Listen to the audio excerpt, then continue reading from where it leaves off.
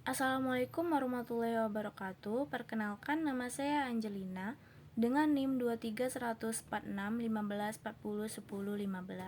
dari Prodi D3 Kebidanan tingkat 1.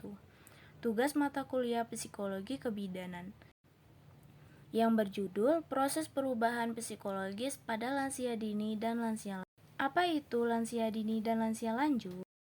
Lansia dini adalah orang yang telah mencapai umur 45-59 tahun.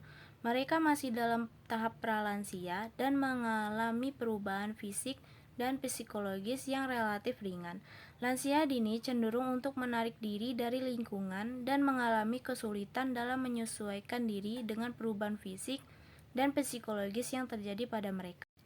Lansia lanjut adalah orang yang telah mencapai umur 60 tahun ke atas.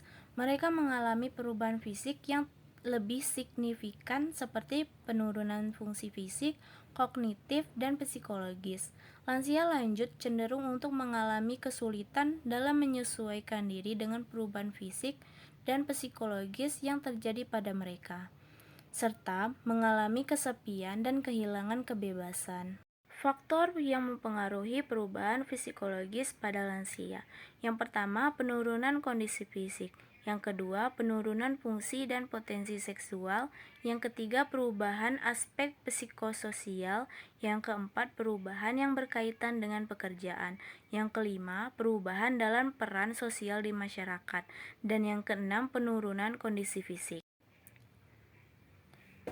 Perubahan psikologis pada lansia dini dan lansia lanjut. Ada depresi, gejalanya perasaan sedih yang berkelanjutan, mengalami masalah tidur, merasakan ketidaknyamanan pada fisik, hingga menjauhkan diri dari segala aktivitas yang disenangi sebelumnya. Yang kedua, gangguan kecemasan. Gejalanya kecemasan berkelanjutan, sulit tidur, dan perubahan emosi tanpa sebab pasti.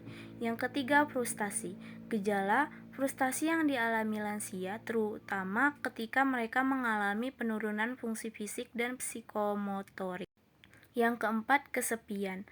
Kesepian yang dialami lansia dini terutama ketika mereka mengalami penurunan fungsi sosial dan kehilangan pasangan hidup. Yang kelima, takut kehilangan kebebasan. Gejalanya takut kehilangan kebebasan yang dialami lansia dini terutama ketika mereka mengalami penurunan fungsi fisik dan psikomotorik. Dan yang keenam, takut menghadapi kematian. Takut menghadapi kematian yang dialami lansia dini terutama ketika mereka mengalami penurunan fungsi fisik dan psikomotorik.